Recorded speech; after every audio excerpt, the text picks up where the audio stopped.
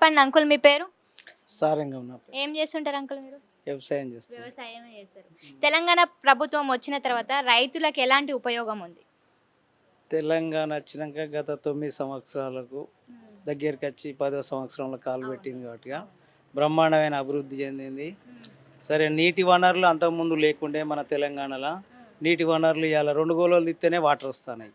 అంతకుముందు గత 10 సంవత్సరాల క్రితం పోతే 7 గోళాలు తీసినా కూడా నీళ్లు 2 గంటలు, కరెంటుతో ఇబ్బంది ఉండి గంటన్నర తెల్లని దాకా పొద్దున్న దాకా కష్టపడ్డా కూడా కరెంటు ఉండకపోయేది. బాయిల కాడ పాములతో భయం, తేళ్లతో భయం, అయినా కూడా తెల్లని దాకా పోయి మేము ఉండేది వాటర్ కొరకు 7 గోళాలు తీసినాక. ఈ రోజున సరే 12 గంటలు డేలో ఇస్తాడు, సరిపోతుంది. అది బ్రహ్మాండంగా కరెంటు డేలో పోయి కట్టుకుంటాను. మంచి అభివృద్ధి కార్యక్రమాలు ఉన్నాయి, మంచి సంక్షేమ పథకాలు పెట్టిండు కేసీఆర్ గారు. రైతు బీమా అన్నది ఇంపార్టెంట్. అంతకుముందు చనిపోతే అయ్యో అటు ఫైర్ చేసి ఇటు ఫైర్ చేసి సీఎం రిలీఫ్ ఫండ్ కొరకు 1,00,000 వస్తాయో 50,000 వస్తాయో అప్పులు వేసి చచ్చిపోయినని దానికి నానా తంటాలు పడి లీడర్ల దగ్గరికి తిరిగి చెప్పులు అరిగేది. ఆ 1,00,000 రూపాయలు వచ్చే వరకు చేతికో 50,000 వచ్చేది. ఫైర్ చేసి ఆ 1,00,000 తెప్పించేదాన్ని. అట్లాంటి దానికి ఇలా ఇన్సూరెన్స్ చేసి ఒక రైతుకు 5 లక్షలు సరే చనిపోయినాక నెల రోజులలో వస్తానే కాబట్టి 5 లక్షలు వాళ్ళ కుటుంబానికి. సరే అప్పులున్నా, కరెంట్ షాక్ దాకి చచ్చిపోయినా, ఆరోగ్యంగా ఉండి చనిపోయినా ఆ బిఫోరు 5 లక్షలతోని కొంచెం కుటుంబం ముందుకు నడుస్తుంది. భర్త లేకున్నా సరే, భార్య చచ్చిపోయినా, భూమి ఎవరి పేరు మీద ఉన్నా కొంచెం బాధ్యతగా ఫ్యామిలీకి ఎటాన్ అవుతుంది. రెండో ఆప్షను కళ్యాణ లక్ష్మి, షాదీ ముబారకు, గృహలక్ష్మి. సరే గృహలక్ష్మి వచ్చే వరకు ఎలక్షన్ కోడ్ వచ్చింది. తర్వాత రైతు బంధు కూడా సెకండ్ విడత వచ్చే వరకు ఎలక్షన్ కోడ్ వచ్చింది.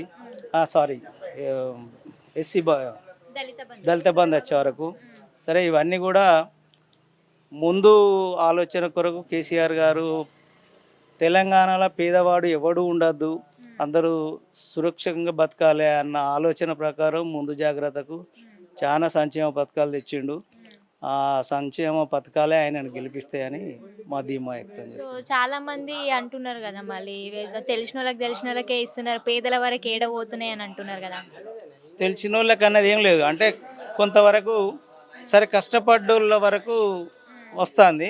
తర్వాత నెక్స్ట్ టైం అందరికి కూడా ఇస్తా అన్న టాక్లు ఉన్నది కంపల్సరీ. ఇప్పుడు ఫంక్షన్ పోతాం, ఫస్ట్ పోయిన వాళ్ళు కొంచెం కడుపు నిండా తింటారు, వెనక సీర వచ్చిన వాళ్ళకి సాంబార్ దొరుకుతాయి, లాస్ట్ వచ్చిన వాళ్ళకు ఏముండదు. ఇప్పుడు కూడా కొంచెం స్టెప్ బై స్టెప్ అందరూ ఒకేసారి కావాలంటే కష్టం కదా. ఇప్పుడు లేదన్నా కూడా ఇవాళ ఒక్కొక్క విలేజ్ పరంగా గత 10 సంవత్సరాలు చూసుకుంటే మా విలేజ్లో ఒక 5 కోట్ల అభివృద్ధి జరిగింది. మాది పోతురాజపల్లె. మరి మామూలు సీసీ రోడ్లు కాదు, మామూలు రోడ్లు కాదు, ఒక 50 సంవత్సరాల వరకు చెక్కు చేరకుండా సీసీ రోడ్లు పోసింది. దాంట్లో సందేహం లేదు. సరే అభివృద్ధికి అనుకుంటే తెలంగాణ వచ్చినాక ఒక తెలంగాణకు సరే ఆయన అన్న వాగ్దానాలు కొన్ని మిస్ కావచ్చు, కానీ 99% అయితే రోడ్లు చేయబట్టి భూములకు విలువ పెరిగింది. ఇంపార్టెంట్, రోడ్డుతోనే భూమికి విలువ. ఇప్పుడు రోడ్డు లేకుంటే ఏముంటుంది, రోడ్డుకు విలువ ఉంటుంది, రోడ్డుతోనే విలువ. అట్లా చాలా బ్రహ్మాండమైన పరిపాలన చేస్తాను, కానీ కొన్ని మిస్ అవుతాయి. అందరికీ రావాలంటే రావు, అవి కూడా క్రమేణా ఈసారి కనుక అవకాశం వస్తే కేసీఆర్కు తప్పకుండా అందరికీ సమకూరుస్తాడని. ఎమ్మెల్యే పనితీరు ఎట్లుంది అంకుల్ ఇక్కడ? మా ఎమ్మెల్యే అసలు తెలంగాణలో నంబర్ 1 వర్కర్.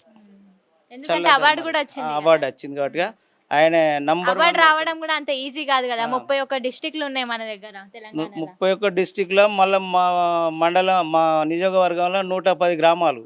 110 గ్రామాలకు ఎలిజిబిలిటీ ప్రతి ఒక్క లింక్ ఆఫ్ రోడ్ చేసిండు. ఇన్నా సరే ప్రతి ఒక్కరికి ఒక సైనికుల్లాగా పనిచేసి కష్టం ఉన్నా సుఖం ఉన్నా ఎనీ టైం మనం పోతే పని చేసి పెడతాడు అన్న ధీమా ఒకటి కార్యకర్తలే కానీ లీడర్లే కానీ అన్నిట్లా ప్రోత్సాహం.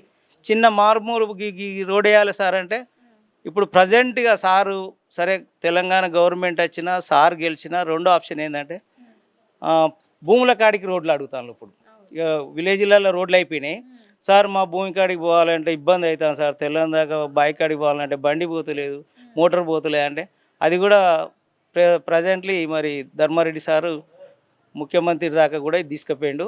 ఆల్మోస్ట్ ఉన్నాయి కదా, పొలాల దగ్గరికి కూడా సీసీ రోడ్లు ఉన్నాయి కదా.